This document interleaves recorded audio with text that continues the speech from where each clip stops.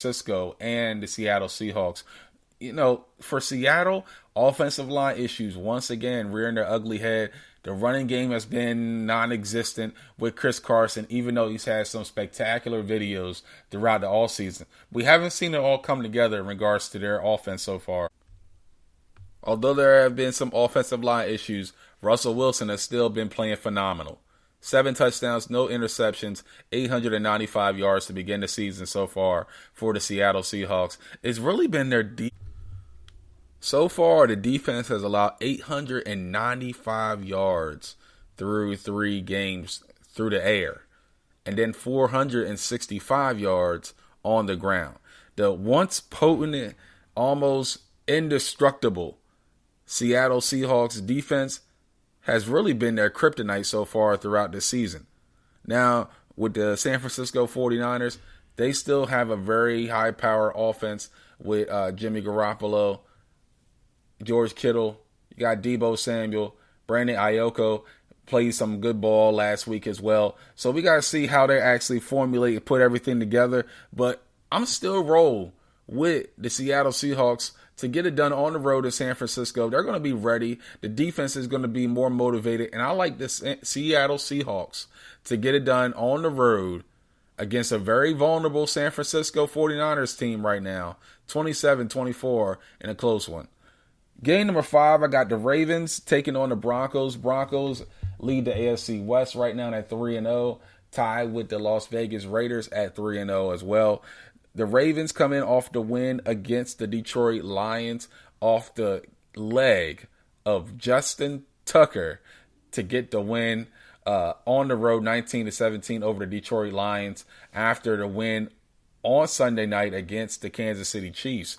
Baltimore on a superior high right now. They're taking on a Denver team that's been really shutting folks out on the defensive side of the ball. And Teddy Bridgewater, being the quarterback, has been their guiding force so far throughout the season. Not doing too much, doing the little things to make sure that the team continues to move in the most positive direction. So something's going to have to give. Denver looking great right now. Teddy Bridgewater playing phenomenal football, really great football for the Denver Broncos. But I'm gonna roll with I'm gonna roll with the Baltimore Ravens to get it done in the Mile High. They have a lot of momentum on their side, and I think the Ravens have enough juice to get it done over the Denver Broncos. I like them next week, 21-17 over Denver.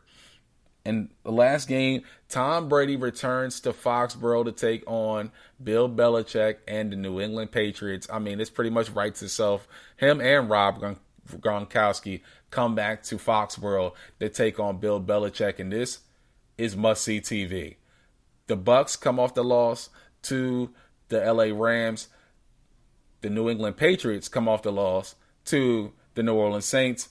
Both teams are going to be jockeying for position in their respective conferences, their respective divisions as well. I'm not going against Tom Brady. Tom Brady's going to make sure he gets some level of revenge and redemption against the New England Patriots, and the Tampa Bay Buccaneers lay the wood down on the New England Patriots 35-20. That's what my picks are. That's my pick 6 through this week, man. I can't wait to see what happens and what's going to happen within NFL week 4. Man, week 4 already in the NFL season. I'm going to take a quick timeout, y'all. When I come back, I got to stop playing. So y'all go ahead and stop playing. Bring yourself back for more of the Playbook Podcast.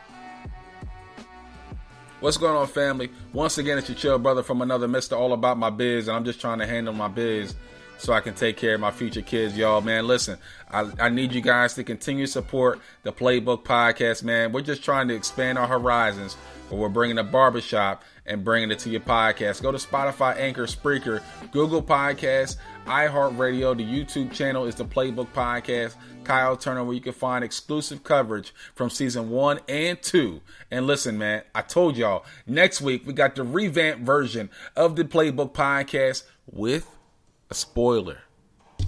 Could be a new name. I don't know. Check out the Playbook Podcast page on IG and Facebook, and we got more information in regards to the revamp of the Playbook Podcast. Let me go ahead and give you guys the trivia question of the day answer. The trivia question of the day answer was there's 4 Hall of Famers. The 4 Hall of Famers: Troy Aikman, Barry Sanders, Derek Thomas, Deion Sanders were part of the 1989 draft. The bust was Tony Mandarich. He was the highest drafted Canadian-born player ever in NFL history.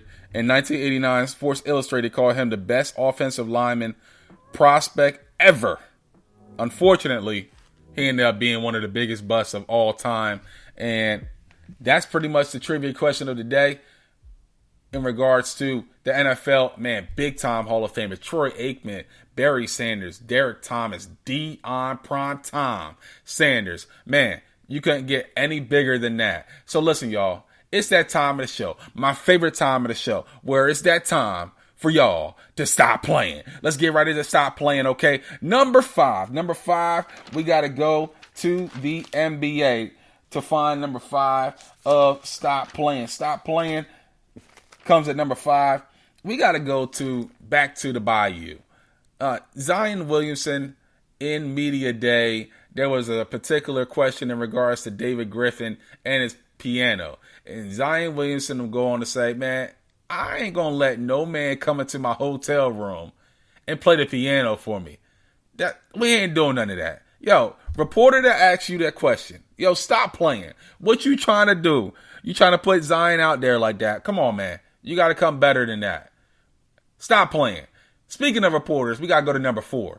Number 4, we got to go to the reporter that did not know that Jordan Clarkson played on the Utah Jazz. Are you serious? You didn't know that your own player played on the Utah Jazz and you're a reporter? All right, yeah. I think you need. He needs some milk. Yeah, unfortunately, I think she needs some more. She needs some more milk. Come on now. How are you not going to know that Jordan Clarkson, the 6th man of the year, doesn't play and does play for your Utah Jazz? Come on now. Stop playing. Stop playing. Number 3. Got to go to number 3 and stop playing. The Bears offensive line. Come on now. You allowed Justin Fields to get sacked 9 times. Was it more like rookie hazing? Is that what that was? Because if it was, come on. You pretty much almost was almost on the verge of my man's leg. Seriously. And that's probably what Justin Fields felt like as many times as he got sacked last week against the Cleveland Browns. Bears offensive line. Stop playing. Come on, man. 9 sacks. Get it together. Number 2 and stop playing. 109-yard kick 6 in Jacksonville.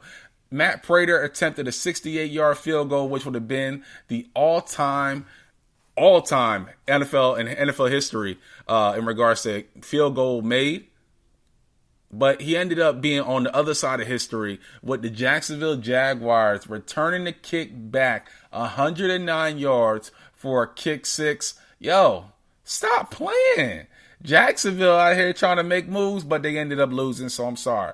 That was probably one of your lone highlights of the day. Jacksonville with the kick 6, though. That's history. Stop playing. Speaking of history, we got to go to number 1. Number 1, Justin Tucker said, hey, Matt Prater, I see you attempting 68 yards. You didn't make 68 yards. But I'm going to go out here with the game on the line, kick this thing from 66 yards out, and I'm going to make sure we Baltimore Ravens, we fly high, no lie, we balling and getting up out of Detroit with the dub with Justin Tucker, the greatest kicker of all time, getting it done from 66. Yo, stop playing, man. Stop playing with him out here, Justin Tucker. From 66 yards out, you got the golden boot, bruh. You got to have the golden boot, and you must be on the way to the Hall of Fame. That's stop playing, y'all. And listen, on the other side, we got the championship speech to get you mentally, spiritually, and emotionally ready to dominate your week to come. So let's get ready to rock and roll. We got more on the other side. This is the Playbook Podcast, baby.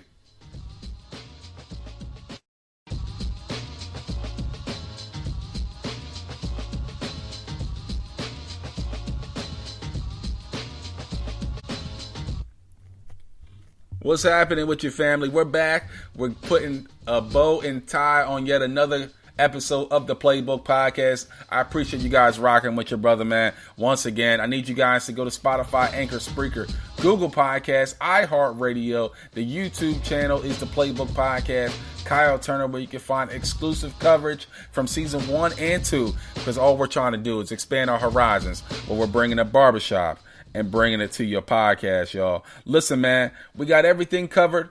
We got the opening tip. We got moving the chains. We got stop playing, the trivia question of the day. And now it's that time of the show where you got to get you mentally, spiritually, emotionally, psychologically, and mentally ready to dominate your week to come. And it's time for that time of the show where it's time for the championship speech. So listen, y'all. The championship speech, y'all, I wanted to talk to us about fighting for you.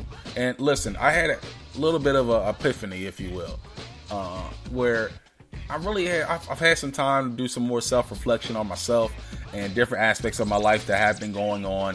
And I started to realize within different areas of my life where I don't fight for myself enough. I don't go out and really fight for different aspects of my future, different aspects, even in my present at times, where, you know, I'm relying too much on my comfortability in different areas instead of really striving for greater or more. And I really had to get on myself. I'm like, why are you not fighting for yourself enough? You know, you got different aspects of your life where, you know, you're doing good, you're making different moves that here and there. Your podcast is popping. It helped you get to being the play-by-play announcer for Lincoln University. Go Lions. But at the same time, there are different aspects of your life where you're empty. Certain things are empty. You know, when we leave this earth, we should leave empty and not full. And I want to make sure I don't leave anything in the tank. And that's the challenge for us this week.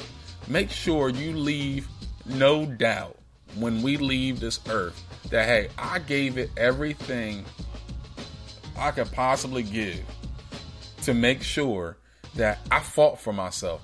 I made sure I gave myself the best chance to succeed. I didn't give myself excuses. I gave myself better expectations. I gave myself more experience. I gave myself a better explanation of what my purpose should be in my own personal life. And I didn't allow other people to dictate that to me. I actually allowed myself to dictate the tempo of where I wanted my future to be. Listen, y'all, I know it's hard and it's going to take some courage for all of us, myself included. Some things we've left on the table for years. Years. A really long time. But it still eats up at you. Just like certain things eat up at me as well. I'm like, man, you got certain things left on the table, but you haven't really done anything to make sure you clean the table off in regards to that particular thing. Whether it's your business idea that you've left on the table for 3 or 4 or 5 years. Go back to the plan. Go back to the table. Look up your plan. Knock the dust off of it. Because listen, y'all, in this life, nobody's going to fight for you better than you do. Myself included. So listen, y'all, this week, challenge yourself. How am I fighting for myself? What do I need to fight for myself more in so I can give myself the best opportunity to succeed in this thing called life? Yo, your chill brother from another is going to sign out for yet another week of the Playbook Podcast. Y'all keep that in mind, man, and y'all continue to grow and glow and continue to be the light that I know each and every one of y'all are. Till next time, your chill brother is signing out. Peace.